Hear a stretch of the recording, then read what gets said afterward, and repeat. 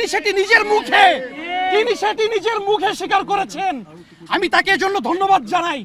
প্রধানমন্ত্রী যেদিন রাজাকার শব্দটি উচ্চারণ করলেন, ওই দিন তিনি একটি কথা বলেছিলেন, একটি সুন্দর জিনিস উনি আমাদেরকে চোখে আঙ্গুল দিয়ে দেখিয়ে দিয়েছিলেন।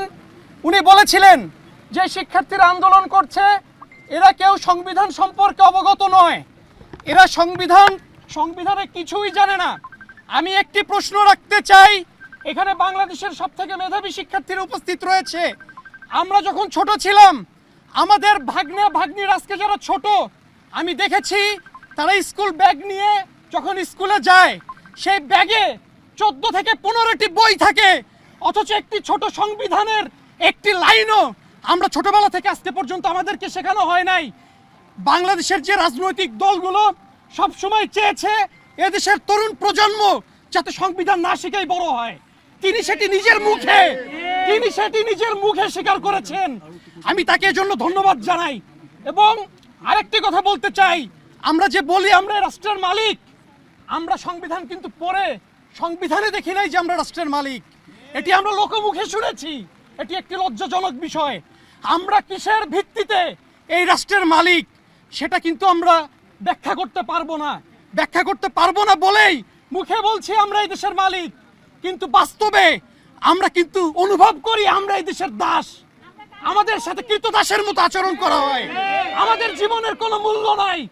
2018 সালে আমি যখন প্রথম ভোট দিতে গিয়েছিলাম, নির্বাচন কেন্দ্রে যে শুনেছি আমার ভোটটি দেওয়া হয়ে গিয়েছে, সেদিন আমার একটি উপলব্ধি হয়েছে, আমি এই দেশের নাগরিক। আমার সাথে রোহিঙ্গার আসলে কিসের তফাৎ? সেই দেশে খাচ্ছে, ঘুমাচ্ছে, সেই দেশের আলো বাতাসে বড় হচ্ছে, আমিও বড় হচ্ছি। আমার নাগরিক অধিকার, আমার গণতান্ত্রিক অধিকার যদি আমি প্রয়োগ না করতে পারি, তাহলে তার সাথে রোহিঙ্গার সাথে আমার কোনো তফাৎ নাই। আমি আরেকটি কথা বলে শেষ করতে চাই, আইন সবার জন্য সমান একটি বোগাস কথা আমাদের সামনে সাইনবোর্ড দিয়ে ঝুলানো হয়েছে। আমি একটি কথা বলতে চাই, একটি প্রশ্ন রাখতে চাই এই বিবেকের কাছে, রাষ্ট্রের বিবেকের কাছে।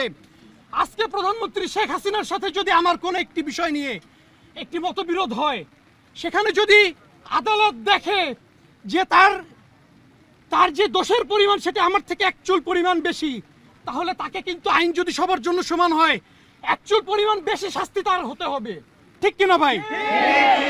কিন্তু আজকে 2024 সালে এতগুলো মানুষ খুন হওয়ার পরেও তিনি জাতির কাছে ক্ষমা চাওয়ার যে দাবিটি আমাদের রয়েছে 8 দফা 9 দফা দাবির মধ্যে, এই দায়িত্ব নেওয়ার যে বিষয়টি রয়েছে প্রধানমন্ত্রীর, তিনি কিন্তু সেটিকে এড়িয়ে যাচ্ছেন।